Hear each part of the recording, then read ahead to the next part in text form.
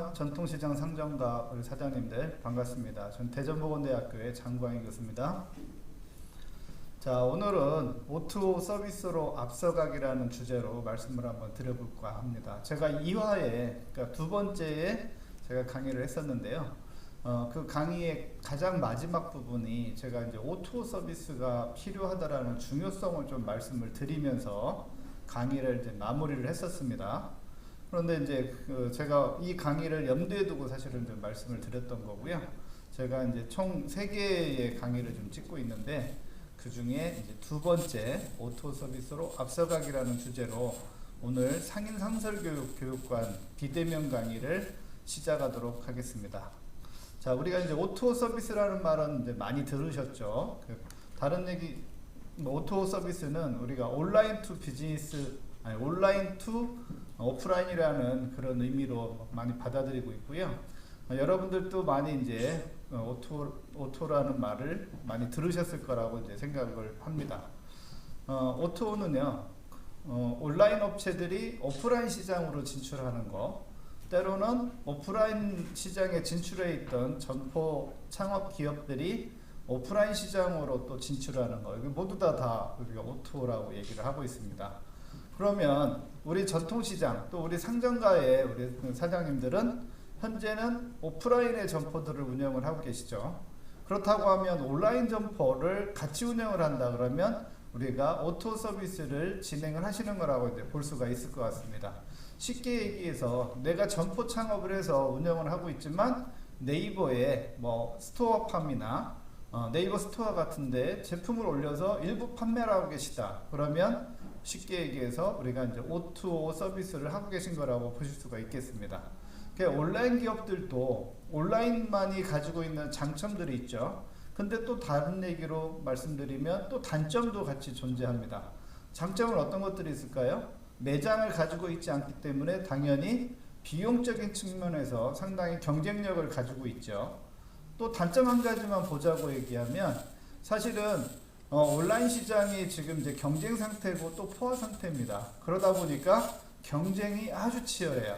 우리가 인터넷으로 제품을 한번 구매한다 생각을 해보시면 단순하게 몇백 원 가지고 우리가 그러니까 우리가 구매처를 바꿀 경우가 아주 많습니다. 네이버에서 가격 비교를 당연히 해주죠. 제가 예를 들어서 겨울 자켓을 산다라고 이렇게 검색을 해보면 그 동일한 겨울 자켓 브랜드도 같고 제품 품질도 같고 모델 자체가 같은 그 겨울 자켓이 그 겨울 자켓이 파는 그 인터넷 쇼핑몰들이 쭉 리스트업이 돼 있어요. 가격이 싼 거부터 리스트업이 돼 있죠. 그러면 가격이 최고 싼 사이트와 두 번째 싼 사이트는 불과 100원, 200원 밖에 차이가 안 나더라는 거예요. 그러니까 아주 적은 금액으로 가격 경쟁을 해야 되는 그런 단점들을 가지고 있습니다. 그렇기 때문에 온라인 시장에 진출해 있던 기업들도 당연히 오프라인 시장으로 진출하려고 하는 노력들을 현재 하고 있습니다. O2O 서비스를 온라인 시장에서 하고 있는 거죠. 자, 오프라인 시장에서 가지고 있는 그런 그 경쟁력을 온라인 시장으로도 옮겨가려고 하는 그런 또 기업들도 있습니다. 우리 소상공인들, 우리 전통시장의 상인분들도 마찬가지로 지금 점포 창업을 하고 계시기 때문에 조금만 노력을 하시면 온라인 시장으로 갈 수 있는 이 O2O 서비스를 할 수가 있습니다. 그래서 여러분들 어렵게 생각하지 마시고요. 이 O2O 서비스는 우리 전통시장 또 우리 상점가의 점포들이 충분히 할 수 있는 그런 서비스다 생각하시고 가볍게 좀 접근을 하셨으면 좋겠습니다. 오늘 강의를 들으시면 아마 여러분들이 O2O에 대한 그런 서비스에 대한 필요성을 느끼시지 않을까 이렇게 생각이 듭니다. 최근에 소비자들은요, 이 온라인 서비스, O2O 서비스를 어떻게 활용을 하냐면요. 자, 조루민족과 웹루민족이라는 말이 있어요. 뭐 처음 들으신 분들도 있을 것 같고, 뭐 한두 번 들어보신 분들도 있을 것 같아요. 우리가 이제 점포에서 제품을 이제 확인할 수가 있죠. 뭐 입어보기도 하고, 만져보기도 하고, 뭐 음식 같은 경우는 시식도 해보고, 이렇게 다양한 그 오감을 가지고 체험을 해서 제품을 구매할 수 있는 요소들을 우리가 점포 창업에서는 제공을 하지요. 그런데 가격 면에서 놓고 볼 때는 점포보다는 인터넷이 훨씬 더 저렴하죠. 그래서 소비자들은 이런 현상들이 생깁니다. 점포에 와서 물건을 쫙 둘러보고 의류 같은 경우는 입어보고 만져보고 꼼꼼히 따져서 내가 구매 의사결정을 했을 때 그 점포에서 구매하는 게 아니고요. 얄밉게도 어디 가서 구매를 하냐면 인터넷 쇼핑몰에 가서 구매를 합니다. 그걸 우리가 쇼루밍족이다 이렇게 얘기를 합니다. 사실 저 같은 경우도 그런 경우가 있었어요. 뭐 스포츠 브랜드 티인데 제가 한번 보면서 인터넷으로 검색해 봤더니 6, 7만 원 하던 거가 인터넷에는 한 5만 원밖에 안 하더라고요. 네. 그러니까 뭐 똑같은 제품인데 2만 원 차이면 지금 사지 않고 인터넷으로 주문해서 다음 날 받으면 되는 거니까. 그런 것도 제가 이제 한 번은 해봤습니다. 자, 반대로 얘기하면요. 이제 온라인에서 구매를 한번 해보려고 여러 검색을 해요. 온라인에서 비교도 해보고 가격 비교도 해놓고 거꾸로 매장에 와서 사는 현상도 생깁니다. 그런 경우에는 반대로 웹 루밍족이라고 이렇게 얘기합니다. 이런 경우에는 우리 점포 창업자들한테는 상당히 좋죠. 왜 그럴까요? 온라인 같은 경우에는 당장 보더라도 구매를 하게 되면 배송까지 시간이 좀 필요합니다. 시간이 필요하기 때문에 그 시간을 기다리지 못하거나 아니면 온라인에서 오는 부분의 뭐 포장 상태나 이런 것들에 문제가 생길 가능성이 있는 제품들은 점포에 가가지고 구매하는 게 훨씬 더 좋겠죠. 아까 얘기한 대로 쇼루밍보다는 반대로 웹루밍족들도 있다라는 거죠. 이렇게 소비자들은 온라인과 오프라인을 가리지 않고 왔다 갔다 하면서 쇼핑을 하는 그런 특성들을 가지고 있습니다. 그래서 쇼핑하는 소비자들의 어떤 구매 행태에 대해서 우리가 뭐라고 할 수 있는 부분은 아니고요. 우리도 마찬가지로 소비자가 그렇게 오프라인과 온라인을 넘나들면서 제품을 구매한다고 하면 우리도 마찬가지로 제품을 공급하는 사람들 입장에서는 온라인과 오프라인을 넘나들면서 공급을 해야 되지 않겠나 이렇게 생각합니다. 그렇기 때문에 우리 소상공인 점포에서도 O2O 서비스가 꼭 필요한 부분이다 라고 얘기를 드릴 수가 있을 것 같습니다. 자, 이런 온라인과 오프라인을 넘나들면서 제품을 구매하는 소비 형태를 우리가 크로스오버 쇼퍼라고 얘기를 합니다. 크로스오버는 이렇게 서로 이제 겹쳐서 이제 쇼핑을 하는 사람들을 크로스오버 쇼퍼라고 얘기를 하죠. 자, 삼정 KPMG 경제연구소라는 데가 있는데 거기에 소비자 조사를 했습니다. 그래서 한국의 소비자들이 67%는 온라인과 오프라인을 같이 겸해서 제품을 구매한다라고 얘기를 이렇게 하고 있습니다. 그래서 오프라인 매장과 온라인 매장이 예전에는 완전히 이렇게 분리가 되어 있는 별개의 시장 유통 채널로 봤다고 하면 최근에는 온라인 매장과 오프라인 매장은 별개라기보다는 상호 보완적인 역할을 하는 그런 유통 채널로 봐야 된다라고 저는 생각을 합니다. 좀 대기업 사례이긴 한데요. 몇 가지 대기업 사례를 말씀을 한번 드려볼게요. 우리가 이제 스타벅스 많이 커피를 드셨죠. 자, 스타벅스는 확실하게 점포만 가지고 있는 오프라인 매장을 운영하는 회사죠. 그죠? 그래서 온라인으로 제품을 커피를 배달해 가지고 먹지는 않았단 말이죠. 그런데 이 스타벅스도 사이렌 오더라는 웹을 개발을 했어요. 그래서 고객들이 제품을 주문을 하고 결제하고 또 제품을 주문할 때 다양한 옵션들을 넣어서 주문을 하는데 그 옵션들이 사실은 주문하기가 되게 복잡하니까 시간을 많이 끌고 있어요, 매장에서. 그래서 미리 매장에 오기 전에 사이렌 오더라는 이 웹을 이용해 가지고 내가 원하는 제품을, 내가 원하는 음료를 옵션을 다 넣어서 주문을 합니다. 그렇기 때문에 스타벅스 매장에서는 직원들이 대면으로 고객을 상대할 필요가 없게 되는 거고요. 그리고 이런 옵션 넣느냐고 시간을 많이 끌기 때문에 고객들이 주문하는 데 지체되는 시간들을 많이 줄여주는 그런 현상들이 생겼습니다. 그래서 스타벅스가 이렇게 사이렌 오더 같은 이런 오프라인의 매장은, 온라인의 매장은 아니지만 이런 웹 같은 걸 이용해서 오토 서비스를 하고 있는 사례를 좀 말씀을 드렸습니다. 자, 스타벅스 뿐만 아니라요, 많은 기업들이 이렇게 오프라인과 온라인 매장들을 크로스오버 시키는 그런 유통 채널을 지금 활용을 하고 있습니다. 구글 익스프레스도 그런 케이스인데요.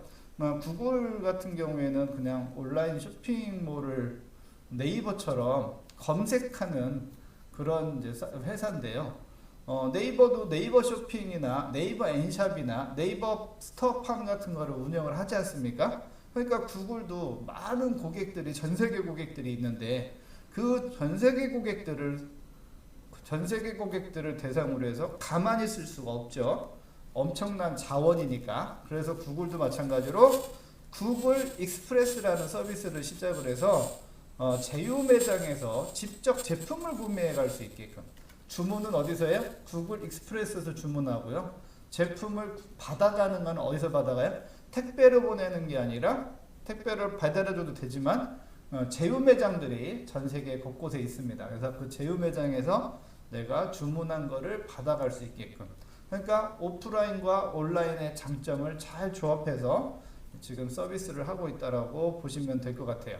제가 오른쪽 상단에 이런 말을 써놨어요. 자, 아무리 온라인 시장이 발달해도 구매하자마자 상품을 받아볼 수는 당연히 없지요. 이게 단점이거든요. 온라인 시장의 단점. 아무리 온라인 시장이 진짜 발달을 해도 온라인에서 뿅, 이 모니터에서 뿅, 제품이 나오진 않죠. 그죠?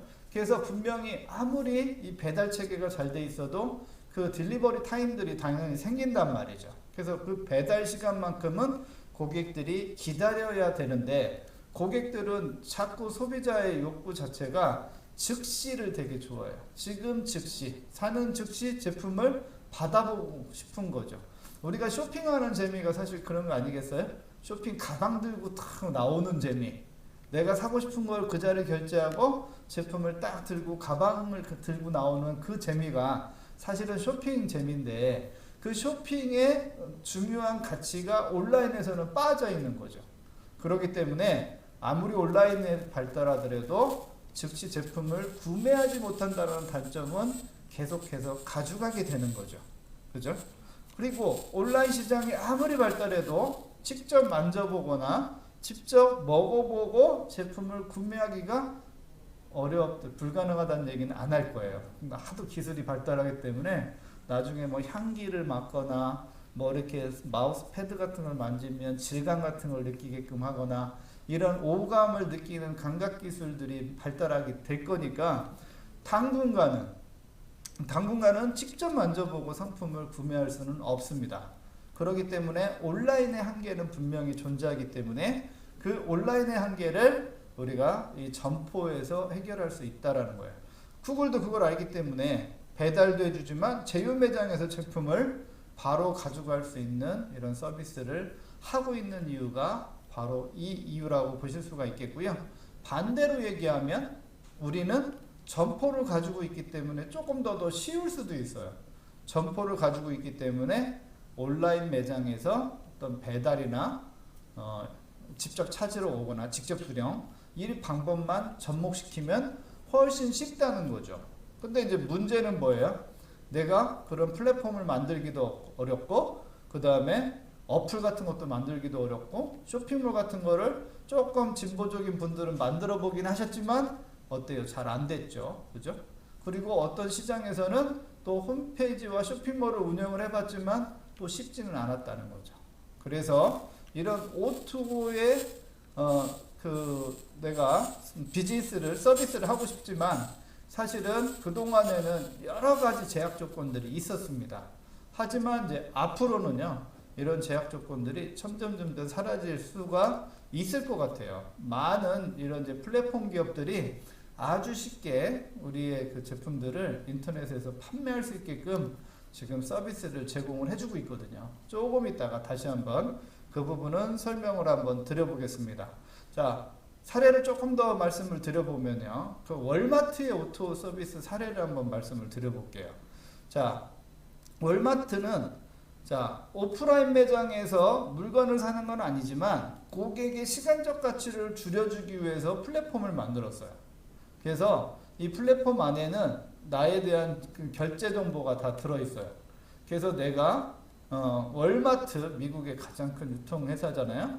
그 월마트에 쇼핑을 하는 동안에 사고 싶은 제품을 그냥 카트에다 집어넣어가지고 나올 때 계산하는 게 아니라 카트에다 넣을 때 이렇게 바코드를 이 플랫폼을 통해 가지고 찍는 거예요. 스캔앤고로, 이 스캔앤고라는 서비스로 다 찍게 되면 내가 구매하고자 하는 제품들의 총량, 총액들이 당연히 나오겠죠. 그 총액이 자동 결제되는 거예요.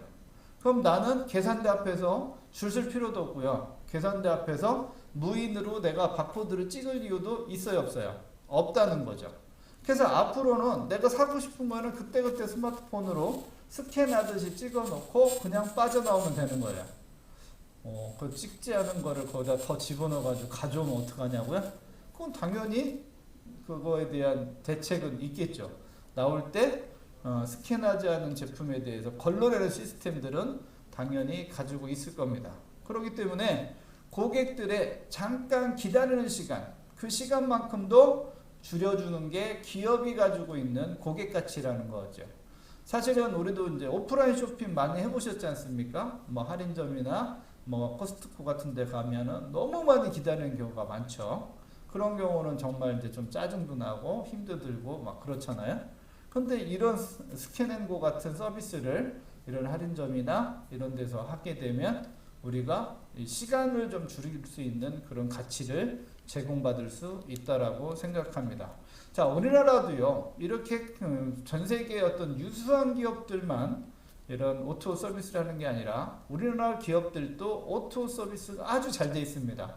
여러분 뭐 잘 아시겠지만 우리나라는 전 세계적으로 가장 ICT 기술이 발달한 나라입니다. 그렇기 때문에 인터넷의 어떤 속도나요, 아니면 정보통신의 어떤 기술들, 이런 것들이 다른 나라에 비해서 가장 많이 발달했기 때문에 국내 오토 서비스들도 상당히 성장을 많이 했습니다.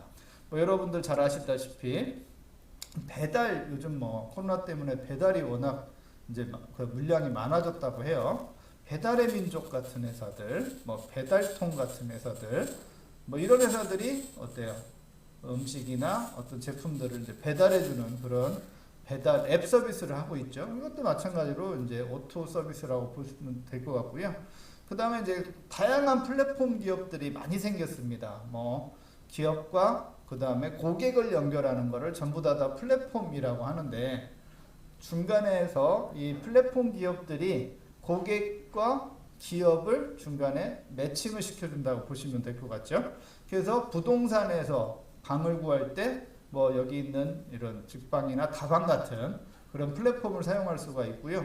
그 다음에 뭐 호텔이나 뭐 숙박을 위해서 방을 잡을 때는 뭐 여기어때나 이런 플랫폼을 이용하면 되는 거죠. 그래서 국내에서도 이런 ICT 기술을 활용해서 다양한 서비스를 제공을 하고 있습니다. 자, 우리나라의 그 오토 서비스 시장 현황을 좀 보면은요, 전국에 오토의 그 회사들이 되게 많이 포진이 돼 있어요. 그 중에 한 550개의 그 오토 회사들을 설문을 한 그 설문 내용들이 있습니다. 그래서 과기정통부에서 이 설문을 해서 그거를 이제 보도자료로 풀었는데요. 우리나라에는 34만 한 2천 개 정도의 오토 서비스 업체들이 있다고 합니다. 엄청나게 많죠. 그 중에 550개의 사업자들을 대상으로 해서 오토 시장 동향 조사를 한 겁니다. 봤더니 식품, 그 다음에 생활, 그 다음에 뭐 인력중개, 숙박, 부동산, 그 다음에 모빌리티, 뭐 이런 회사들이 지금 오토 서비스를 하고 있다는 거죠. 그 중에서 가장 많은 부분을 차지하는 게 지금 인력중개 부분하고요. 그 다음에 생활 서비스입니다. 식품도 상당히 많이 차지하고 있죠. 식품도 8.5% 정도 차지하고 있네요. 모빌리티도 많이 차지하고, 모빌리티 뭐 카카오 대리 뭐 이런 겁니다. 카카오 대리, 뭐 카카오 택시 뭐 이런 것들 얘기하는 거죠. 그래서 오토 서비스들이 대기업 중심이 아니라 벤처기업 중심으로 이 시장을 이제 형성을 했고, 상당히 많은 그 시장 구조를 지금 이제 만들어내고 있다고 보시면 될 것 같고요. 지금 이 오토 서비스 시장은 가파르게 성장을 하고 있습니다. 그래서 전체 2020년 오토 서비스 시장의 매출은 2.9조, 그러니까 2조 9천억 정도가 되는 거죠. 2조 9천억 정도가 되고요. 작년에 비해서 30% 정도가 증가됐다고 합니다. 엄청나게 빠르게 지금 매출액이 증가가 되고 있죠. 전년 대비 30% 증가했으니까 엄청나게 빠르게 증가하고 있는 거죠. 이 오토 서비스장에서 가장 지금 그 매출액 비중이 높은 게 지금 모빌리티 분야네요. 그 다음에 식품 분야도 상당히 지금 높아요. 그래서 식품이 가장 높고, 그 다음에 모빌리티 분야가 지금 오토 서비스의 업종으로 따지면 주도를 하고 있다라고 보시면 될 것 같아요. 아까 기업의 구조하고 매출액의 구조는 조금 차이가 좀 있네요. 그러니까 우리가 식품과 모빌리티가 전체 그 오토 서비스 시장의 매출액을 주도하고 있다. 50% 정도 차지하니까 주도하고 있다. 이렇게 말씀을 좀 드릴 수가 있겠습니다. 자, 그 다음에 오토 서비스 시장이 계속해서 성장을 하니까 거기에 지금 종사하는 인원들도 늘어나고 있대요. 지금 53만 2천 명 정도가 지금 오토 서비스 시장에서 종사를 하고 있고요. 직접 고용 인원은 한 16만 명 정도 고용 인원이 되고요. 그 다음에 직접 고용은 안 했지만 외부 협력업체 인력이 한 52만 명 정도가 돼서 약 한 53만 2천 명 정도가 지금 오토 서비스 시장에서 지금 관련 종사를 하고 있다. 이렇게 보시면 될 것 같고요. 지금 이제 박윤규 정보통신 정책관이라고 하는 분이 있는데, 이분이 그 인터뷰한 내용에서 자, 이런 오토 서비스가 이제 앞으로 계속해서 지속적으로 이제 성장을 하고 시장을 주도해 나가니 사실은 이제 국가 입장에서는 인력 창출에 상당히 큰 역할을 하고 있는 그런 시장이지 않습니까? 그러니까 어떻게 하겠어요?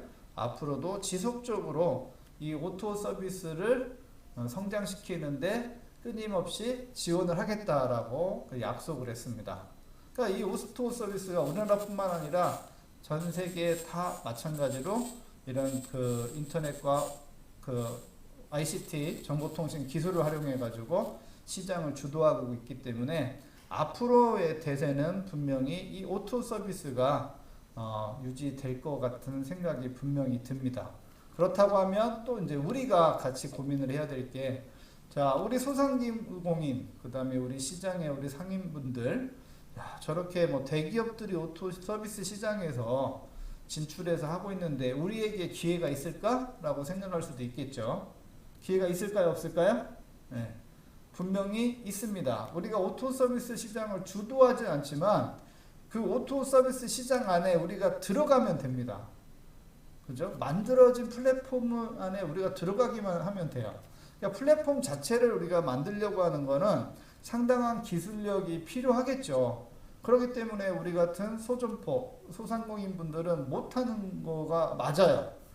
근데 그 서비스를 우리가 이용을 할 수 있다는 거죠. 그래서 제가 지난 두 번째 그 챕터인 제 강의 때 얘기했던 부분 마지막이 바로 이겁니다.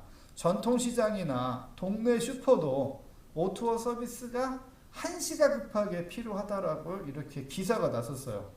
그냥 우리끼리 일반인이 한 얘기가 아니고요. 지금 교수님들, 그 다음에 소상공인진흥공단의 본부장님, 그 다음에 중소벤처기업부의 그런 뭐 높으신 고위직, 이런 분들이 모여가지고 저렇게 이제 그 어떻게 보면 포럼 같은 걸 한 거예요. 토론회를 하면서 여러 가지 많은 얘기들이 나왔지만 소상공인 업종을 활성화시키기 위해서는 뭐가 필요하다는 거예요? 오토 서비스가 당장 필요하다라고 얘기를 했어요. 그게 얘기한 게 언제냐면 2017년도의 기사예요. 2016년 기사네요. 2016년 5월 24일 날 이 기사가 나온 거니까 지금부터 한 4년도 넘게 오토 서비스가 필요하다고 그때부터 막 계속 얘기를 했어요. 오토 서비스가 필요해요라고 각계각층의 그런 이제 유명하신 학자들이나 아니면 현직에 계신 그런 정책 개발자들, 그 다음에 그 정책 개발을 이제 실행하는 실행 부서들이 똑같이 한 목소리로 얘기를 했단 말이죠. 그래서 그때 4년 전부터 오토 서비스에 대한 뭐 지원 이런 부분이 필요하다라고 이제 얘기를 하고 차근차근 그걸 준비를 해서 작년부터 이런 오토 서비스에 대한 진출 지원 사업들이 막 생기기 시작했습니다. 그래서 여기 보시면 요거는 뭐 대전 건 아니지만 창원에서 그 시장 활성화 재단에서 전통시장 및 상점과 소상공인 온라인 시장 진출 지원 사업이라고 하는 거를 올해 만들어 가지고 지원을 하기 시작을 했어요. 자, 어떤 걸 지원하나 한번 봤더니 자, 온라인 시장에 진입하는 거를 지원을 한다는 거죠. 그래서 전통시장이 온라인으로 주문을 받고 또 온라인으로 판매도 하고 또 배송도 할 수 있게끔 플랫폼을 만드는 사업을 기본적으로 지원을 하겠다라고 지원 사업에 대한 공모를 시작을 했어요. 그래서 이 지원 사업을 받을 그런 이제 소상공인 상점가, 그 다음에 전통시장, 뭐 이런 분들의 이제 참여를 광고를 한 걸 캡처를 제가 했던 거죠. 자, 그 다음에 오픈마켓을 좀 하려고 온라인 시장에 진출하려고 하다 보니까 사실은 이제 잘 모르잖아요. 그러니까 전문가들한테 이제 컨설팅을 받게끔 이제 컨설팅 지원을 하는 이제 프로그램을 이제 만들었다는 거죠.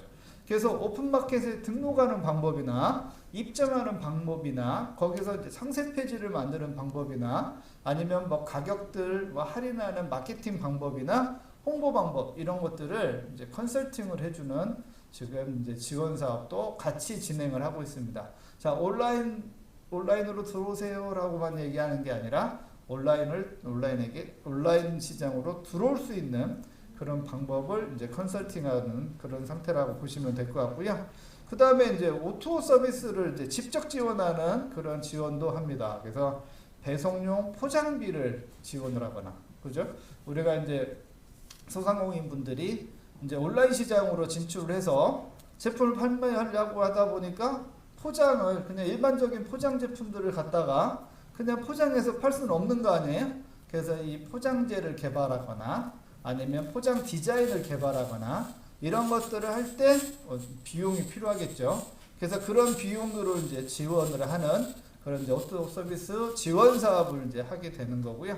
그 다음에 여기에 이제 스마트 오더라는 거를 지원을 하는 그런 지원 정책을 여기 창원시에서 하고 있는 사례가 제가 인터넷에 찾아보니까 있어서 얘기를 한번 드려봤고요. 대전시도 당연히 지원을 합니다. 그래서 이따가 대전시 거는 말씀을 드리고요.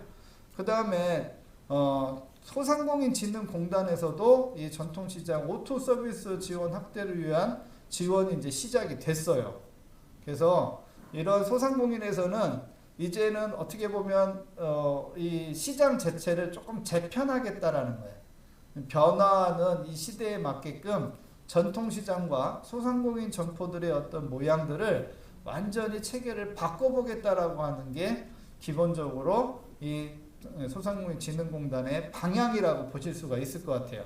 그래서 여기에 소상공인 진흥공단에서 만들어놓은 이 홍보 자료에 보시면 자, 왼쪽 홍보 자료 그림 한번 볼까요? 소상공인 생업 현장이 이렇게 바뀝니다 라고 얘기해서 자, 첫 번째 우리 동네 전통시장 온라인 주문 결제 배송이 가능해진다 그래서 이렇게 공약처럼 약속을 해놨어요. 그 얘기는 뭐예요? 우리 동네 전통시장에 온라인 주문과 결제와 배송이 가능하도록 시스템을 만들 수 있게끔 뭐 하겠다는 거예요? 지원하겠다는 거예요. 그래서 동네 시장 상품을 배달하는 거, 그 다음에 단말기를 지원하는 거, 그죠? 온라인몰에 입점하는 거, 이런 것들을 적극적으로 지원하겠다 이 얘기고요. 자, 두 번째는 음식점이나 카페나 동네 슈퍼, 옷가게 등 상점들이 어때요? 스마트 점포로 이제 바뀐다는 거예요. 그래서 스마트 오더나 무인 슈퍼, 그 다음에 스마트 옷가게, 피팅 옷가게 이런 것들을 만들 수 있게끔 지원을 하겠다는 거예요. 그래서 제가 2차 때 얘기 드렸던 스마트 점포 지원 사업이라는 게 바로 여기 안에서 나와 있는 겁니다. 그래서 2020년에 지금 시범 사업을 했고요. 여러분들이 아마 이 영상을 볼 때는 2021년일 건데 2021년부터 본사업으로 스마트 점포 시범 사업이 진행이 됩니다. 그래서 여러분들이 속해 있는 시장이나 상점가도 우리 공단의 어떤 그 공지를 열심히 보셔서 꼭 참여를 하시면 좋을 것 같다는 생각이 들고요. 소공인 작업장이 안전해집니다라고 또 약속을 걸어놨죠. 그래서 안전한 근로 환경, 편리한 작업 환경, 그 다음에 일정한 품질이 나올 수 있는 환경을 만들 수 있게끔 지원을 하겠다라고 이렇게 약속을 하고 있고요. 자, 오른쪽에 보시면은 골목상인도 글로벌 소상공인으로 성장할 수 있도록 지원하겠다라는 거예요. 그래서 글로벌 이제 뭐 우리도 이제 어떻게 보면 이제 수출할 수도 있는 거죠. 그래서 보시면 자, 소상공인도 디지털 역량을 강화시켜서 대형 업체와 디지털 격차를 줄여보겠다 이 얘기고요. 빅데이터를 활용할 수 있어서 우리가 경쟁력을 가질 수 있게끔 이제 하겠다. 그래서 플랫폼 기업하고 그 다음에 소상공인들을 서로 상생협력시킬 수 있게끔 지원하겠다. 뭐 이런 골자로 우리가 이런 골목 상권들도 골목 점포들도 글로벌 소상공인처럼 경쟁력 있는 그런 소상공인으로 성장을 시키겠다라고 이제 공단에서 추진하고 있는 내용들을 여기에 넣었습니다. 그렇다 보니 일반 전통시장들이 확장되는 게 좀 한계가 있죠.